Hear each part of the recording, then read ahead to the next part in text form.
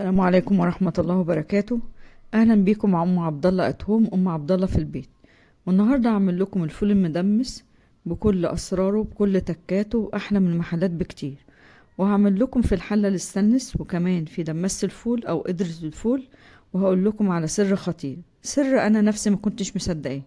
كملوا معايا الفيديو وهقول لكم على السر الخطير. واذا عجبكم الفيديو ما تنسوش الاشتراك في القناة وتفعيل جرس الاشعارات ولايك وشير عشان الكل يستفيد. وندخل على المقادير على طول. نص كيلو فول بلدي مغسول ومنقوع لمدة من 8 ساعات ل 12 ساعة. بس مش بنسيبه لتاني يوم، بنعمله خلال 12 ساعة. لانك لو سبتيه اكتر من 12 ساعة طعمه هيبقى زي الفول النابت مش فول مدمس. طماطمايه وجزرتين كبار مبشورين، عصير ليمونة كبيرة، بصلة مقطعة 4/4، 6 فصوص توم كبار، 5 معالق فول مدشوش، 5 معالق عدس اصفر. هناخد العدس الاصفر والفول المدشوش ونغسله كويس ونحط على الفول زي ما انتوا شايفين. وبعد كده نحط الجزر والطماطمايه ونحط الثوم ونقلب كل ده في بعضه. هنجيب دمس الفول او قدرة الفول ونحط فيها الخليط ده كله. وبعد كده نحط البصل وعصير الليمون. وبعدين هنجيب ميه مغليه ونحطها على الفول، ومش بنملاها على الاخر، بنغطيها ونحطها على النار. ومش بنحط ميه بارده لانها بتخلي الفول يسود.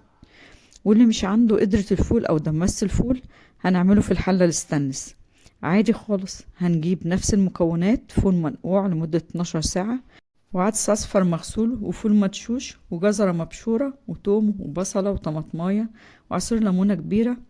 نقلبهم في بعض الاول عشان مش بنقلبهم خالص. بعد ما نقلبهم نحط عليهم المية المغلية ونحطها على النار. وده شكل الفول بعد اول غلوة. لو محتاج مية بنزوده مية مغلية. قدرة الفول او الدماسة بغطيها بطبق ستانلس فيه مية عادية عشان بنزود الفول بالمية لما بنحتاج. ومش بنزود مية باردة عشان الفول ما يسودش منك. ممكن احط كوباية ستانلس على قدرة الفول وفيها مية. وده شكل الفول الموجود في الحلة الستانلس بعد ما استوى. شكله جميل خالص وزي الزبدة.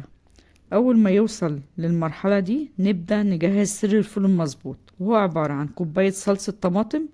ودي الصلصة اللي عملتها معاكم على القناة وهسيب لكم الرابط في صندوق الوصف. و4 معالق دقيق، وبنحطهم على بعض ونقلبهم مع بعض لحد ما يختلطوا مع بعض كويس. بعد كده هناخد معلقتين من الطبق ده ونحطهم على حلة الفول، ونفضل نقلب الفول علشان الدقيق مش يتحرق ويبوظ الفول. ممكن احط بدل الدقيق رز، بس مش بحطه على الفول ني، لازم اسويه في حلة تانية لحد ما يستوي كويس. بعد كده بحط عليه الصلصة واقلبه واحطه على الفول. وفايدة الدقيق او الرز هو ده اللي بيدي القوام التقيل للفول، والصلصة بتدي لون الفول الاحمر الجميل. اول ما يغلي بنطفي عليه النار. وده الفول بعد ما استوى في الدماسة او القدرة. هناخد معلقتين من خلطة الدقيق والصلصة ونحطهم عليه ونفضل نقلب عشان ما يتحرقش منك. وده هيديلك قوام ولون الفول زي المحلات او عربيات الفول بس من غير لون صناعي. وده شكل الفول بعد ما خلص. ممكن يتاكل كده من غير ما يتضرب في الخلاط لو حابة كده. وده شكله بعد ما ضربته في الخلاط وحطيت عليه طحينة وزيت حار وملح وكمون. وهو في الحالتين هيبقى طعمه احلى من بره بكتير. والسر الخطير هو ان الفول اللي دمسته في الحلة الستانلس اخد معايا 3 ساعات بس. والفول اللي دمسته في قدرة الفول او الدماسة اخد معايا 3 ساعات ونص، لان الحلة الستانلس بتحتفظ بدرجات الحرارة عالية عن الألمون. وبكده نكون خلصنا تدميس الفول الأحمر الجميل اللي زي الزبدة. وبالهنا والشفا، واشوفكم في فيديو جديد إن شاء الله.